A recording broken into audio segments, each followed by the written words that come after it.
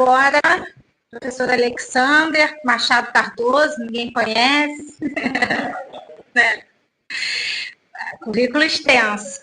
Professor associado de Ciências Biológicas da UERJ, foi bolsista do Departamento de Enem Americano, bolsista Produtividade em Pesquisa no CNPq, jovem cientista da FAPERJ, é consultor da CAPES, assessor científico do CNPq, foi coordenador do nosso programa, né? Já falou aqui com a gente na mesa, possui graduação em biomedicina, mestrado, doutorado em bioquímica, química biológica, pelo Instituto de Bioquímica Médica na UFRJ, doutorado também pela Yale, né, nos Estados Unidos, e pós-doc na área ambiental.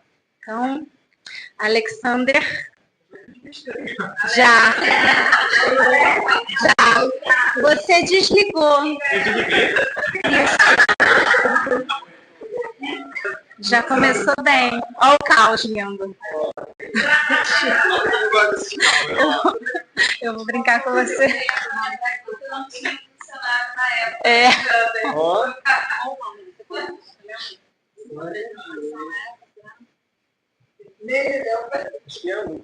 Você botou no pendrive? Tira aí pra você. Então, não tá? Ah, ele encaminhou por... Como você botou? É que ele passou para mim e eu passei para ele. Ah, tá. Houve um problema de comunicação das mídias aqui. Mas é bom o trabalho voluntário, a gente agradece. Agradeço imensamente ao Eric, tá, gente? Porque é aluno de graduação do meu, né, do nosso projeto aí de extensão, e ele sempre fazendo um trabalho genial. Antes das 10, ele já estava aqui antes da gente. Tá?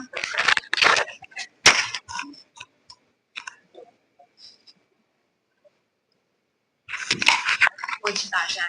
Eu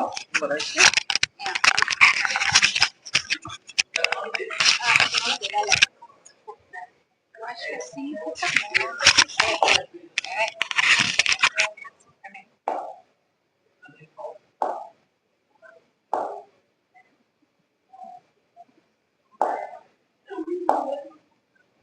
agora vai. Não, é sempre um estressezinho, né? E que responsabilidade continuar depois da professora Jamila, né? Olha só, já tô nervoso aqui. Né? A professora Jamila, e também a minha esposa tá me assistindo ali também. Olha só que... Já tô nervoso. Eu tô nervoso já. Quando eu era adolescente, eu treinava taekwondo, né? Então toda vez que meus pais iam assistir, eu perdia a luta. Eu ficava preocupado, né? Eu ficava olhando, então não vou olhar para a Jamila, não vou olhar para a Jéssica. Então só para... Então eu meio que montei uma apresentação, meio que contando meio que a minha trajetória, meu mundo caótico um pouquinho, tá? Então eu coloquei como título Revelando o Mundo Escondido usando metagenoma e bioinformática. São áreas que eu gosto, e é só clicar aqui, né? Então, os meus pais colocaram meu nome Alexander em homenagem ao Alexander Fleming. Olha só que legal, chique, né? O descobridor da penicilina, do antibiótico e tudo mais. Então, desde pequenininho, eu sempre gostei desse mundo do micro-organismo. Eu fazia... É sério! Eu fazia eu fazia iogurte, né? Eu levava kombucha, eu fazia shampoo de kombucha. É claro que o cabelo ficava com aquele cheiro de vinagre. Ia para a escola, dava iogurte para as crianças. De vez em quando o pessoal passava mal, né? Diarreia geral. Mas depois, olha só que legal. Depois eu fui descobrir que não era o Alexander Fleming, era o Alexander Graham Bell. Então, essa confusão, mas eu continuei gostando da microbiologia e, de repente, isso explica um pouquinho a minha confusão. Onde é? Aqui? Foi. Essa meu lado de gostar da bioinformática, né? Esse lado meio que da biologia, viva a natureza, viva a vida, né? Então, a questão biológica e a informática na questão do certinho, 1 mais 1 igual a 2, né? Então, eu gostei muito quando essa área começou a surgir, justamente bioinformática. Então, associar essa parte de iogurte, diarreia, né? Aquelas coisas, né? A confusão da biologia e a coisa certinha do programa de computador, de colocar um número lá para dar a questão da exatidão, o que está acontecendo. Então, esse é o mundo da bioinformática, né? Então eu comecei, vou começar a acabar. Eu vou fazer um taekwondo, né? Onde é melhor isso aqui, né? É melhor isso aqui. Eu sou meio enrolado com esse negócio. Embora eu goste de programação, linguagem de programação, mas maluquice, já não está funcionando isso. Onde? Não é setinha, não. A setinha vai abrir opções. Não é setinha, não. Aqui, é aqui. Eu não sei. Qual é que aperta? Aqui. Tá. Então, o mundo caótico. Então, lembrando, bioinformática tem essa parte da questão biológica, e então tem outra parte que é justamente a parte de informática, que é tentar dar um pouco de organização nessa confusão. Na adolescência também eu gostava de criar peixe, essas maluquices, né? Camarão, né? Então, isso é só umas curiosidades da minha vida aqui, que eu já fazia meio que... Aqui que coloca. Aí eu vou fazendo assim, então aqui. Então, eu criava camarão, os famosos camarão gigantes da Malásia. Não sei se você já ouviu falar. Aí tem que alimentar os peixinhos com artêmia e tudo mais. Depois eu volto de novo nessa história, porque eu tô falando essa maluquice aqui. Aí eu fui para começar a fazer, então, o que eu vou fazer? Eu fui fazer, então, biomedicina, lá na UFRJ, no Laboratório Instituto de Bioquímica Médica, né, no Orlando, famoso Orlando, Zeca Pagodinho, né? E lá, né, aquilo que eu falei, né, olha só que legal, eu fui o primeiro da minha família a entrar em uma universidade pública. Não é engraçado isso? Então, acabou estimulando meus primos também a seguirem essa trajetória. No Orlando, lá no laboratório da Bioquímica Médica, ele trabalhava com estromofílicos, micro-organismos adaptados a crescer em ambientes extremos, de alta temperatura, baixa temperatura, alta concentração de metais, né? Alta concentração de sal. Então, na minha graduação, eu comecei a trabalhar com essa bactéria, não é nem meio bactéria, é uma arqueia, a famosa Halobacterium salinarum, né? A Halopherax vulcani, elas foram isoladas do Mar Morto. Elas crescem 10 vezes a concentração da água do mar. 30% de sal, ela consegue crescer, né? Consegue crescer e ela está bem ali, né? Então eu comecei a trabalhar a questão da estudos. Eu sou distraído. Aí você leva chute, eu levo chute, por isso. Eu começo a olhar outras coisas, eu sou distraído. Aí tá passando um negócio aqui. Mas eu volto. Eu volto. Então, justamente eu comecei a trabalhar com pesquisa básica, né? A questão eu quero aprender a questão da síntese de proteína para tentar identificar um novo antibiótico e tudo mais. Então, eu comecei a fazer, olha só a loucura. Então, nessa época aí, eu comecei a trabalhar as famosas enzimas que colocam o aminoácido no seu RNA correspondente. Olha só que loucura, lembra disso? Assim, não lembro não, né? Então, é justamente, por exemplo, nessa minha arqueia aí que eu estava estudando, eu descobri, analisando o genoma, que ela não tinha essa enzima aqui. O que essa enzima faz? Ela liga a asparagina no tRNA da asparagina, na síntese proteína, né? Então ela faz justamente, ela usa uma enzima promíscua, que, por exemplo, além de colocar o aspartato no tRNA do aspartato, ela também colocava o aspartato no tRNA da asparagina. Olha só a loucurada que existe na natureza, né? Aí, meu Deus, isso não pode acontecer. Mas antes de continuar a síntese proteína, esse aspartato é convertido na asparagina. Ninguém entendeu nada.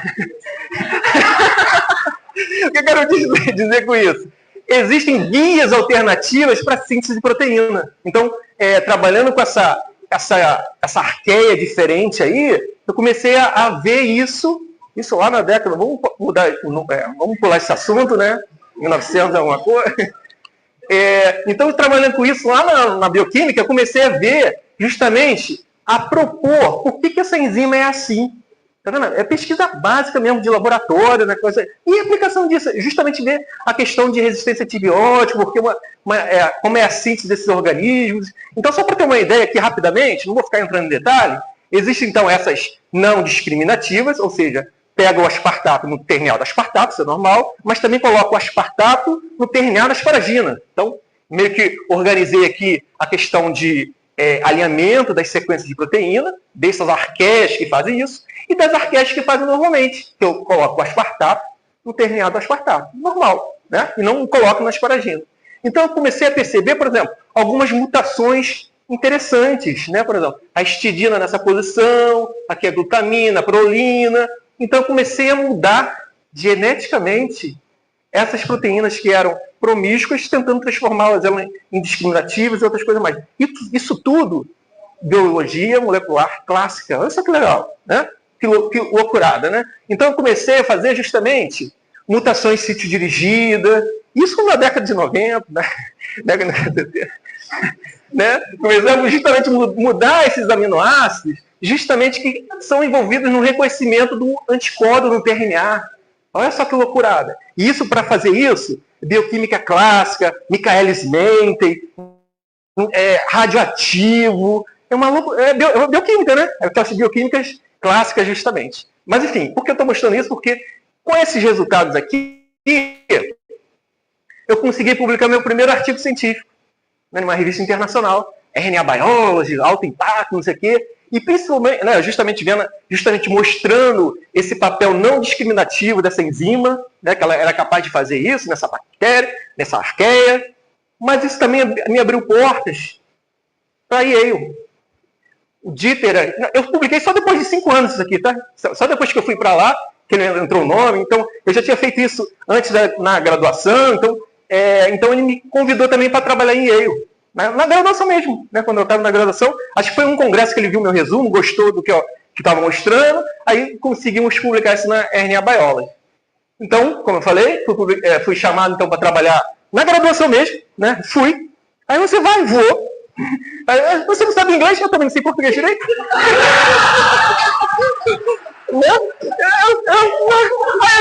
Tanto faz, vou. Isso aí. Não sei também, né? Enfim, fui. Né? E só para vocês terem uma. Bonitinho, novinho, tá vendo? Uns 20 e pouco, 20 e pouco, foi, né? Então, primeira vez que eu fui, né? Aí eu fui, voltava, ia, voltava. Aí eu fiquei depois. Aí tinha que voltar, né? Depois eu falo essa história. Pois não, porque eu tive que defender a qualificação, eu tive que vir para o Brasil para fazer a qualificação. Não dá para fazer. Aqui naquela época acho que só tinha Skype, né? Agora eu não lembro direito. Mas não, tu tem que vir. Então eu vim um dia, depois voltei no. Enfim. Então, só para quem não conhece, esse é o grupo do Dieter, do Thomas. E nessa área aqui, o Tom, ele ganhou o prêmio Nobel em 2009, justamente trabalhando com essa questão de RNA. Olha só que chique, né? Então, quando você vai num lugar assim, esbarrando no corredor, e várias pessoas com prêmio Nobel, capa da Nature, sai, você fica, gente, né? É uma outra realidade. Você entrando assim, entornando café em você, desculpa, não sei o que. Você começa a ver umas outras realidades, que é aquilo que eu falei. Só depois que eu fui para Yale, que comecei a publicar. Porque antigamente, mano, eu já tinha esses resultados há 3, 4 anos atrás. Então ele começou a falar, por que não publica, né? Então a questão da publicação começou graças principalmente ao Dieter, que ele era editor de Nature, da Science, ele ligava para os revisores. Olha só que assustador, né? Então, uma realidade que eu comecei a ver depois que eu fui para lá, né? Então, a questão também que a Jamila comentou, mesmos equipamentos, né? A pipeta é igual, a minha pipeta daqui, a pipeta de lá, né? Os reagentes. É claro que não tem a burocracia que tem aqui no Brasil, né? Que às vezes você pede um reagente e chega no outro dia. Aqui às vezes demora um ano, né? Tem os entraves, mas enfim. Então, tem esse dado interessante que meio que estimulou justamente, nossa, a gente está fazendo as coisas bem, né? Então, por que esse medo de publicar, né? Então, a gente tem muito esse receio de estar fazendo uma coisa errada, não sei, você não é criticado. Eu nunca liguei para crítica, para falar a verdade. Né? Se eu ligasse, eu não faria nada que eu fiz. Enfim, foram tempos difíceis, digamos assim, primeira vez que eu fui. Pois você se acostuma com frio. Não frio. Eu botei uma foto meio que emblemática, assim, né? Mas depois tem dias de glória também, né? Aquela coisa de sol, né? Aquelas coisas boas, né? De aproveitar. Então a gente publicou na PNAS, né? Justamente vendo, conseguimos revelar novas formações de seleno-cisteína, não só em arqueia, que eu gostava da questão do extremofílico, né? Mas também em humano, né? Justamente essa formação de vias alternativas na síntese de proteína, justamente vendo essas coisas, enfim. E aqui no Fundão, o meu laboratório do Orlando, ele entrou no grupo justamente do famoso RioGen, que foi o primeiro assim, grupo para montar um genoma no Rio de Janeiro. Eu, que legal, não sei o que, vou participar também. Então a gente começou a escolher essa bactéria aqui, que é famosinha, a famosa Gluconacetobacter, não sei falar agora, hein? Gluconacetobacter diazotróficos, que é uma bactéria que fixa nitrogênio. O que é isso, fixar nitrogênio? Né? Ela pega o nitrogênio do ar e coloca de forma solúvel para a proteína, para as plantas. Então, aqui só meio que representando aqui, ó, o controle, sem a bactéria, né? Uma bactéria que não fixa nitrogênio, e na presença dessa bactéria que fixa nitrogênio. Olha só a quantidade de raiz, a folha cresce mais, enfim. Graças a essa bactéria, que o Brasil é campeão aí da formação de biocombustíveis, na produção de soja, né? As famosas, né? Até os alunos ali que eu apresentei isso também, foi justamente essa questão de produção em larga escala, usando essas bioinoculantes. Mas, nossa, deu uma volta, né? Mas justamente para mostrar o quê? Que uma vez a gente meio que dominando toda a questão do sequenciamento, né, metodologia Sanger. Então, nessa época, criou toda uma estrutura para sequenciar. Sequenciamos, né, bonitinho, artigo altamente citado, não sei o quê. Né? Fizemos também essa questão do tRNA, que eu gostava, adorava tRNA, né, fissurado nessa questão de tRNA. Então, vimos que também essa questão da formação de asparagina via tRNA dependente, de alguma maneira estava interferindo na fixação do nitrogênio, não sei o quê, mas aí ficou a questão, né? Sequenciamos, o sequenciador ficou parado, não tinha mais demanda, né? Então, aí a gente começou a ver, vamos usar esses sequenciamentos, esses programas que a gente desenvolveu para analisar a amostra do ambiente. Então, a gente começou, então, os primeiros trabalhos no Brasil sobre metagenoma. O que é isso? É você pegar uma amostra ambiental, extrair o DNA e sequenciar. Né? Que é meta, vários. Oma, né? O que é genoma? Oma, conjunto de genes de um organismo. O meta são vários, então é uma mistura de genomas de um determinado sistema.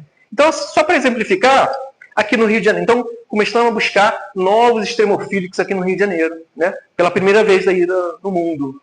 Só para exemplificar algumas regiões interessantes aqui no Rio de Janeiro. Por exemplo, Lagoa de Araruama, uma das maiores lagoas hipersalinas do mundo. Tudo aqui no Rio, né? Olha só. Aqui, ó, Baía de Guanabara. Nem precisa falar sobre a Baía de Guanabara, mas eu vou mostrar alguns exemplos dela. Né? A Baía de Sepetiba, Ilha Grande, né? Então, todas umas características fantásticas para a gente começar a revelar. Aqui só para exemplificar. É aqui, né? Não, é aqui. Só para exemplificar aqui alguns dos nossos trabalhos, né? Com a Baía de Guanabara. Né? Então, para quem não conhece, Ilha do Governador, Ilha do Fundão, né? Então, o que a gente fez? A gente começou a coletar amostras de água em um transect. Bom, Canal da Maré, B1, que é um ponto no meio da Baía de Guanabara, Ilha do Laje, 5 km, 10 km, 20 km depois da Bahia e tudo mais. Viu? Só para exemplificar como é o Canal da Maré, para quem nunca passou lá no Fundão, quando você passa, você sente aquele sentimento... sentimento bem característico, né, de um ambiente altamente poluído, né, poluído por lixo urbano, às vezes lixo hospitalar, às vezes aparece um pedaço de pé, né? Então, enfim, é uma questão bem interessante. O outro ponto é bem característico essas manchas de óleo de vazamento de embarcação, né? Embarcação de pequenos barcos, de repente vazamento de petróleo, né? Vou ficar quieto, ficar gravando, né? Então eu tenho que me comportar. E tem também o 5K, né? O 5K, 10 quilômetros, né? Foto que tirei aí. Eu não gosto muito de coletar amostra de barco, eu enjoo. Mesmo tomando draminha, essas coisas, eu fico enjoado. Tá passando motor, né? Começa a enjoar. Enfim, normalmente a gente pegava então 5 km, 10 km, justamente, então, pega a amostra ambiental, concentra, extrai o DNA e sequencia, justamente para ver o que está lá. Né? Então, com essa questão da poder de sequenciamento e os programas computacionais de bioinformáticas evoluíram muito, permitindo justamente o estudo de amostras ambientais. Né?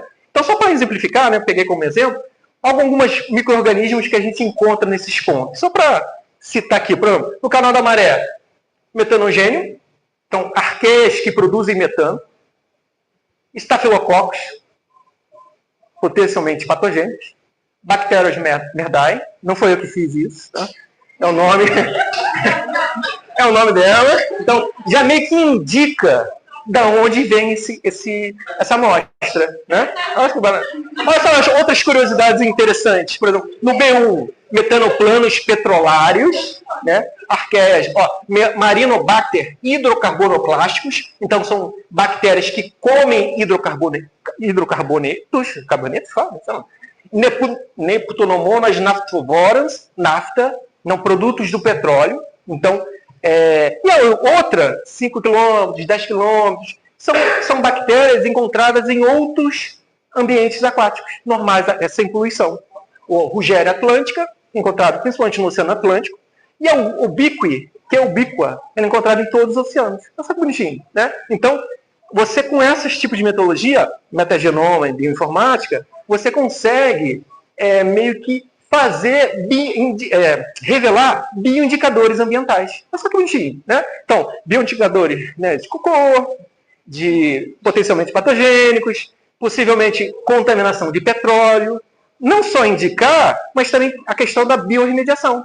Você pode meio que direcionar, né, a questão da tentar remediar aquele tipo de contaminação, né? Aí começou, então, que legal, então começaram, então, a surgir os primeiros trabalhos no Brasil, sabe que bonitinho, né? Simplesmente usando a metodologia que estava no laboratório meio que obsoleta. Sequenciamos, e aí, vamos sequenciar uma outra bactéria? Aquela coisa de, a gente estava na fase de meio que já não usar mais o Sange, usar o MySeq, as novas metodologias que têm surgido, e barateou muito essa questão do sequenciamento, tá? Minha história um pouquinho aqui da UESO, né? Então, eu fui... Essa coisa de vai, puxado em volta, aquela coisa desgarrada, né? Vai, volta, vou ficar mais aqui, não sei o que, volta. O Vanderlei, o professor Vanderlei, ele me convidou para participar da UESO. Olha só que legal, né? Isso em 2007? Acho que é 2007, né? Acho que eu fiz a prova em 2007, 2008. E também ajudei a montar a questão da biotecnologia no Inmetro. Falou, não, temos que abrir essa questão da biotecnologia no Inmetro, não sei o quê. Aí começamos a fazer a questão de usar essas questões que eu gostava, né, de descoberta de novos genes, essa coisa de gata, essas coisas, letrinhas. O que é um DNA? CGT. Então, a grande graça do DNA é justamente essa alternância, né? Gata, parece tiroteio, né? Você tentar entender o que essas letrinhas significam é o que eu gosto de fazer. Então, começaram justamente, no caso aí do Inmetro, né? E da UESO também, como era a Zona Oeste, meus pais moram em Santa Cruz, eu vou. Então, eu vou. Aí vim, né? E ficar no Inmetro, justamente para a questão da bioprospecção de novos genes para a indústria de biocombustíveis, né? A questão de etanol, principalmente etanol de segunda geração, né? A partir do bagaço de cana, celulose e tudo mais. Aí, as curiosidades, né?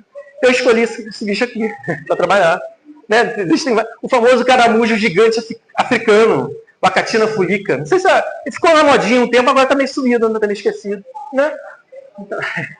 Eu trabalhava no Unimetro com essas coisas. Então, eu escolhi esse modelo por quê? Além de ser espécie invasora, né, como é invasora, você mata, né, aquela coisa de, não é daqui, você, bota sal, não sei o que, mata.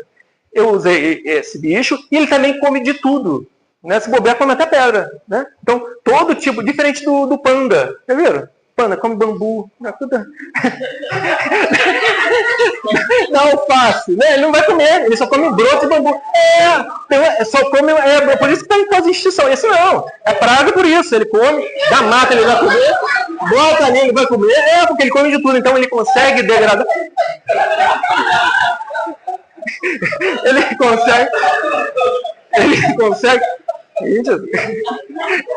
consegue degradar vários tipos de materiais de celulose diferentes, né, de bagaço de cana, por aí vai. Então, de interesse para a indústria. Na época, então, esse projeto era um projeto grandão, porque justamente estava montando a estrutura de biotecnologia no Inmetro, então eu ajudei também a montar o curso pós-graduação, minha vida é essa, montar curso de pós-graduação, né? E depois sair, né? Eu monto e vou embora. Ajudar justamente a montar essa área de biotecnologia do Inmetro, né? E a gente ganhou muito financiamento, principalmente do SEMP, pode falar, pode. SEMP, Petrobras, outras empresas aí de biocombustíveis, justamente para ver essa questão de novas enzimas, né? Que tem essa capacidade de degradar de forma mais eficiente a celulose, né? Então eu pensei nesse bicho, né? Aí eu tratava o bicho, né, pegado na natureza, tratava com bagaço de cana, celulose da Sigma, isso por meses, né, acompanhando a diferença, e coletava, né.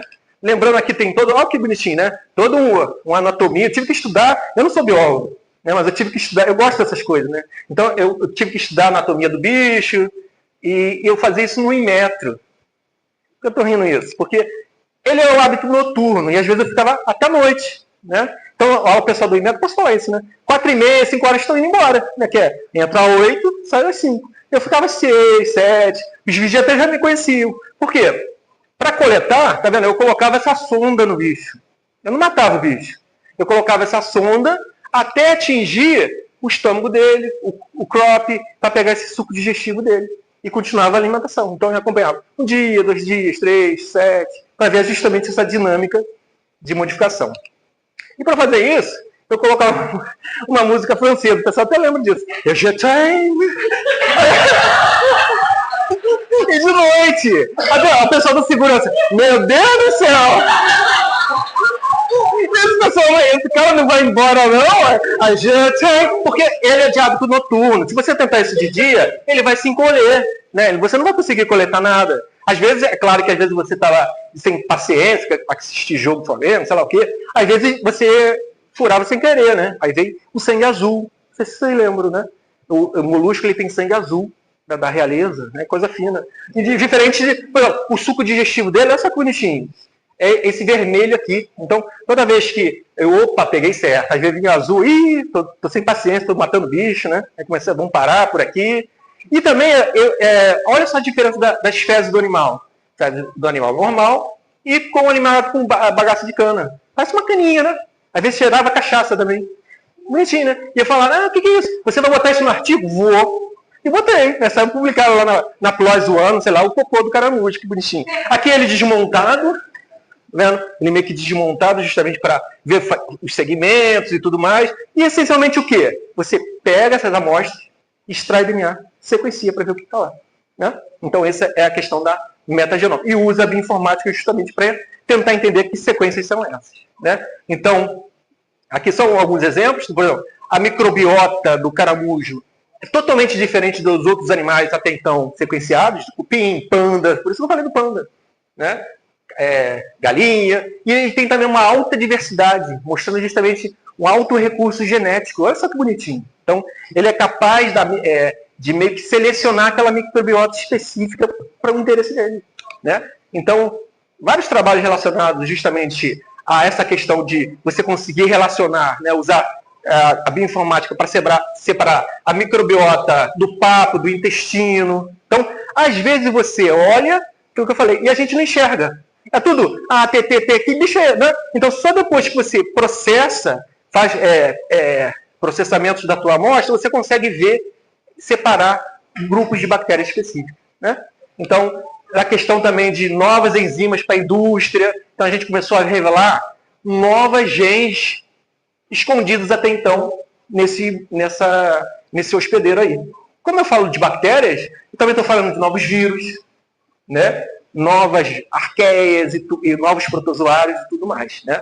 Então, só para exemplificar aqui. Fizemos também de cupim, aí começou a palhaçada, né? Aí cupim, aí vamos de cupim, aí começou, né? Aí pega o bicho, vamos lá, extrair, né? O cupim bonitinho, aí arranca todo o intestino dele, vamos separar, aí faz a microbiota, vê o que tá lá. Algumas enzimas dessas, vamos fazer da barata, ninguém tem pena de barata, né? Mata a barata, então alimenta a barata com cana, bagaça de cana, vê justamente essa diferença, essa questão da microbiota selecionada justamente com substrato, tá? Então, vários trabalhos relacionados a esse. É claro que depois alguns trabalhos não foram publicados porque eles geraram segredo industrial, produto do SEMPES, né? Aquela coisa de produtos tecnológicos e tudo mais, justamente vindo desses organismos daí. gosto de mostrar essa figura quando eu falo da metagenoma, né? Que parece o universo, né? Olha que bonitinho, né? Um universo de oportunidades, chique, né? Mas sabe o que é isso aqui? É uma microscopia de fluorescência de 1 ml da água do mar. Existem mais micro-organismos nos nossos mares do que estrelas no universo. Vou repetir, né? Mais organismos nos nossos mares do que estrelas no universo. Também acreditei, né? E hoje em dia, né, com essas novas metodologias de metagenoma, você consegue extrair o DNA de todas elas e sequenciar. Então, agora, com a metagenoma e o poder de processamento da bioinformática, você consegue revelar novos micro-organismos até então quietinhos lá. Estão lá. Por quê? A grande maioria não cresce em meio de cultura, né? Menos de 1%. Você faz lá, não cresce. Por quê? Porque ainda não desenvolveram o meio de cultura. Às vezes uma bactéria precisa da outra para crescer. Enfim, uma infinidade de coisas que a metagenoma permite agora a gente analisar toda a diversidade genética e bioquímica de vários sistemas. Aí a gente faz a loucurada, por isso que eu falei, né? É água, não sei o quê, é uma maluquice do caramba. Aqui, só para exemplificar, é umas bactérias pintadinhas com fluorescência, arqueias em amarelo, eucarioto em outra cor, enfim, uma infinidade, uma diversidade de micro-organismos, até então, rápido, vamos lá rápido. Então, ó, só para exemplificar aqui que, né, os métodos tradicionais de cultivo você não consegue ter todo o arsenal, toda a microbiota daquele sistema. A questão do microbioma humano, né, então vem bem falado que o nosso outro genoma está escondido, então todo o papel da microbiota na degradação de fármacos, na nossa saúde mental também, inclusive. Olha só que legal, todo o papel da microbiota. E eu gosto dessa figura justamente porque mostra que o mundo é de micro-organismos, não tem jeito. Eles dominam o mundo, dominam todos os processos metabólicos e tudo mais. Agora, voltando aqui, que é o que eu estou trabalhando. Voltei a trabalhar agora com molusco, olha só que legal. Esse aqui é o Vongole, né? Só para quem não conhece. Essa aqui é a cozinha lá de casa. Levei vários esporros da patrulha. Olha lá. E fede, né? Às vezes fede. Assim, experimentos assim, que eu começo a fazer, né? Que eu começo a botar justamente probiótica, aquela coisa do resgatando a minha infância, né? As maluquices, né, da vida. Então, só para vocês lembrarem rapidinho, ele é um biofiltrador. Então, tá vendo aqui, ó, tipo 2 sifões. A água entra nesse grandão e sai. Ele meio que filtra, né, a água justamente de ambientes, às vezes poluídos. Então, tem o Vongole da Baía de Sepetiba, Arraial do Cabo, que ele acaba concentrando, bioacumulando, não só metais, mas também bactérias daquele ambiente. Aí a quantidade de coisa que ela pia lá de casa. Oi! A gente está tentando usar justamente essa casca para outras coisas. Só para terminar, né, que já está batendo assim, ó. Esse é o mundo que a gente vive da bioinformática, por isso que eu às vezes sou meio agitado, né, porque existem várias ferramentas para você tentar processar aquele tipo de informação, mas o que é o mais importante na ciência também é ter foco. Coisa que às vezes falta, né? Porque é tanta opção, que às vezes a gente se perde. Isso não é só para bioinformática, acho que é para tudo na vida, né? A gente tem tanta opção. Eu, quando abro a janela, eu abro várias páginas, já viu? Várias páginas. Meu Deus! Aí eu começo a fechar, já não esqueci o que eu estava fazendo. É a mesma coisa com bioinformática. Se você não tiver o alvo, você se perde legal. Porque tanta opção, tanta possibilidade. Voltar, por que eu estou voltando nisso? Da adolescência, voltei isso por quê? Naqueles lá, que eu criar, não sei o quê, porque nessas confusões da UEFA, vai fechar, aí ficamos sem salário. Eu fui para Portugal, a mesma história, né? Eu fiz concurso lá em Portugal, eu fiquei em 2º lugar. Sabe por quê? Eu zerei em inovação. Eu fiquei pensando, que isso, inovação? Eu tenho artigo na PNAS, na Environmental Microbiology, que você não tem patente. Quê? Inovação é patente. Não adianta um artigo, não sei quem, mas tá. Eu fiquei triste. Aí comecei a ler sobre patente.